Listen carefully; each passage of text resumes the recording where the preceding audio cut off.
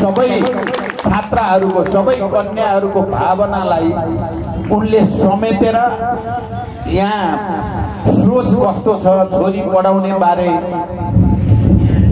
घर परिवारले कस्तो सोच राख्छन् भन्ने कुरा बडो सुन्दर ढङ्गले उनले राखेकी छन्। तपाईहरु सबै मिलेर एउटा नयाँ युगतिर नयाँ समाजतिर नयाँ संस्कृतितिर समानता स्वतन्त्रता र हक अधिकार स्थापित गर्ने लडाईँमा अगाडि बढ्नुहोस्। हामी तपाईहरुको साथमा छौं। कन्या माध्यमिक विद्यालयमा अध्ययनरत छात्रा छोरीहरू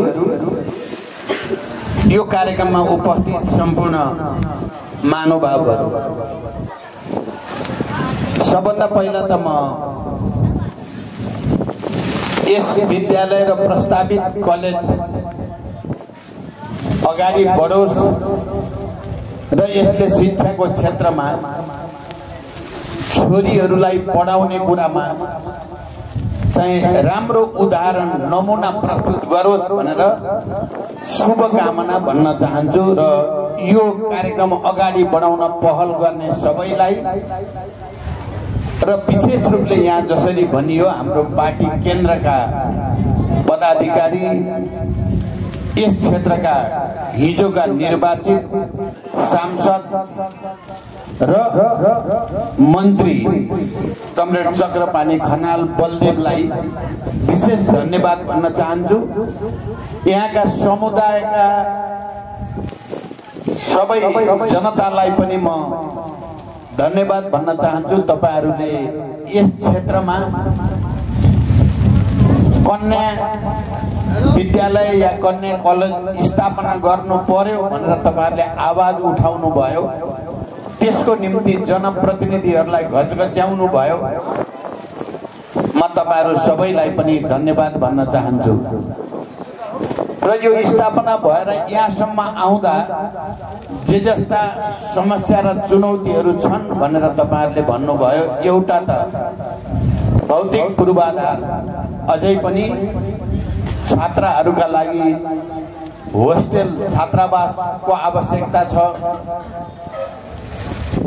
अनि छात्राहरूलाई आउन जानको निम्ति कम्तीमा पनि केही बसहरू 5-7 वटा बस भइदियो भने राम्रो हुन्छ भन्ने कुरा पनि तपाईहरुले राख्नु भयो।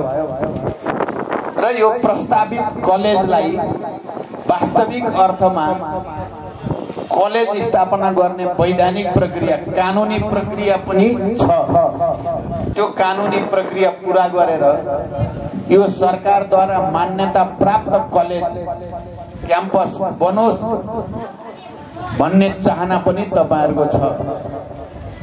मैले अहिले तपाईहरुलाई भन्नु सक्ने कुरा, म अहिले त प्रधानमन्त्री छैन, म प्रतिनिधि सभामा प्रतिपक्षी दलको नेताको हैसियतले, पूर्व प्रधानमन्त्रीको हैसियतले यो प्रस्तावित कन्या कलेजलाई वास्तविक कन्या कलेजमा बदल्नको लागि सदनमा र सरकारमाथि दबाब दिने गरी यसलाई अगाडि बढाउन म तपाईहरुको साथ हुने विश्वास दिलाउन चाहन्छु। अहिले भर्खरै यहाँ तपाईहरुले केही बसहरू कलेजको भइदियो, विद्यालयको भइदियो भने सजिलो हुन्छ भनेको हुनाले मेरो दिमागमा यहाँ बस्दा बस्दै आएको छ म केही बसको व्यवस्था गर्न सक्छु। म आज यहाँ आएर तपाईहरुको अगाडि मैले त्यो बसको व्यवस्था कसरी गर्ने भनेर सोचिसकेको छु। म यहाँबाट काठमाडौँ फर्केपछि त्यसको निम्ति पहल गर्नेछु। यो विश्वास पनि म तपाईहरुलाई दिलाउन चाहन्छु। र भौतिक पूर्वाधारको हिसाबले संघ, प्रदेश र स्थानीय तह हामीले संघीयता स्थापित गरेकै सिंहदरबारको अधिकार गाउँ गाउँमा ल्याउने, प्रदेशहरूमा ल्याउने, स्थानीय तहमा ल्याउने भनेर ठुलो लडाईँ लडेर ठुलो संघर्ष र बलिदान गरेर संघीयता आएको हो। त्यसकारण संघ, प्रदेश र स्थानीय सबै सरकारले संघीयताको मर्म अनुसार यस्ता राम्रा काममा बजेटको व्यवस्था गर्नुपर्छ भौतिक पूर्वाधार निर्माण गर्नुपर्छ भन्ने कुरा प्रश्न नै छ। म अब अहिले धेरै भन्नु छैन, तपाईहरुलाई थाहा छ हामी अहिले हुलाकी मार्ग केन्द्रित तराई मधेस जागरण अभियानमा छौं। झापाबाट सुरु भएको त्यो अभियान अहिले कपिलवस्तु आइपुगेको छ र तपाईहरुको यो विद्यालयमा एउटा नमुना बन्न लायक सबभन्दा गरिब सबभन्दा पछि परेको क्षेत्रका छात्राहरू छोरीहरूले पढ्ने विद्यालय यो आफैमा एउटा असाधारण परिघटना जस्तो लाग्छ। हल्ली माथि राजमार्ग वरिपरि गयो भने त्यहाँ थुप्रै कलेजहरू छन्, राम्रा राम्रा विद्यालयहरू छन्, राम्रा राम्रा अस्पतालहरू छन् उपचार बिरामी पर्दा उपचारको निम्ति।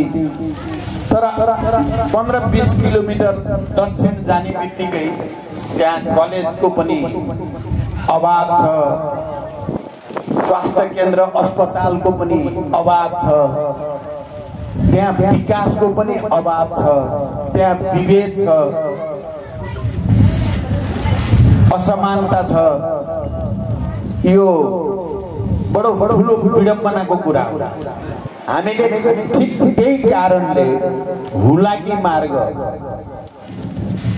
जो दक्षिणतिरबाट भएर जान्छ पूर्वदेखि पश्चिमसम्म, मैले नै दोस्रो पटक प्रधानमन्त्री हुँदा रोकिएको हुलाकी मार्ग निर्माण कार्य अगाडि बढाएको भारत सरकारसँग प्रधानमन्त्रीको रूपमा कुरा गरेर नरेन्द्र मोदीजी भारतीय प्रधानमन्त्रीसँग सीधा कुरा गरेर हुलाकी मार्ग बन्नै पर्यो पहिलाको समझदारी अनुसार भनेपछि यो बन्न सुरु भयो र अहिले अगाडि बढिराखेको छ। अझै कयौं काम पूरा हुन बाँकी छ। त मेरो उद्देश्य के थियो त म तपाईहरु सबैलाई र यी ससाना छोरीहरूलाई म विशेष रूपले भन्न चाहन्छु,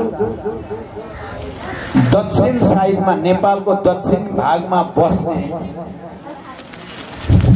क्षेत्रका जनताको विकास र समृद्धिको निम्ति, त्यहाँ शिक्षा स्वास्थ्य रोजगारीको अवसर सृजना गर्नको निम्ति हुलाकी मार्ग एउटा जीवन रेखा हो, लाइफ लाइन भन्छ। यहाँका जनताको निम्ति एउटा ठुलो वरदान हुन सक्छ।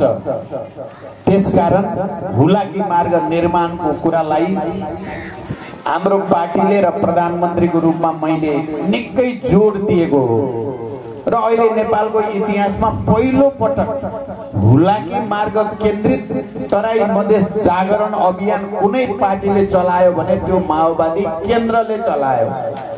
यो कुरा तपाई हामी सबैले राम्रोसँग बुझ्न जरुरी छ र हामीले सबैतिर यहाँका मधेसी, मुस्लिम, आदिवासी, थारू सबै समुदायका समस्याहरू नजिकबाट बुझ्ने कोसिस गरेका छौँ। यस क्षेत्रका तमाम शहीदहरूका परिवार, बेपत्ता योद्धाका परिवारहरूलाई पनि हामीले नजिकबाट उनीहरूका आवाज सुन्ने कोसिस गरेका छौँ। यहाँका मजदुरका, किसानका सबै आवाज पनि सुनेका छौँ र त्यसो गरेर दक्षिण सीमा नजिक बस्ने लाखौं मात्रै होइन झन्डै करोड भन्दा बढी नेपाली जनतालाई जागृत गरेर उनीहरूको अधिकार, उनीहरूको सम्मान, उनीहरूको निम्ति समानता समानता ल्याएर मात्रै यो देशको विकास सम्भव छ, देशमा राजनीतिक स्थायित्व सम्भव छ। त्यसकारण हामी यो अभियानमा छौं। अब यहाँ मलाई लाग्छ सायद मुस्लिम कम्युनिटीका, मुस्लिम समुदाय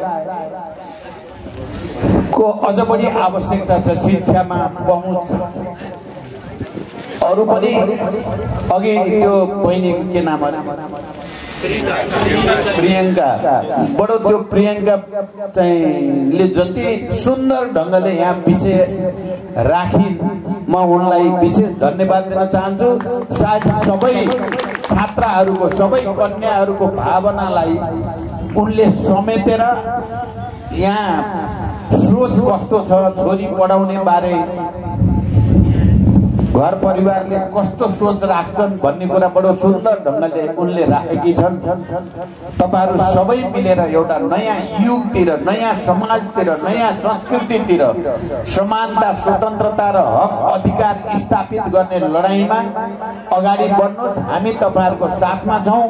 तिमी साना नानीहरूलाई अझ विशेष रूपले म शुभकामना भन्न चाहन्छु। तिमीहरूले राम्रो पढ, राम्रो गर र देश सेवाको निम्ति, समाजको सेवाको निम्ति आफूलाई अब्बल साबित गर्ने गरी तयारी गर।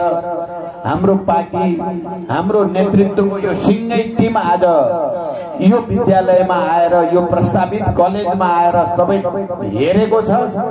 यसको विकासको निम्ति हामी सबै लाग्ने विश्वास दिलाउँदै म बिदा हुन्छु। धन्यवाद।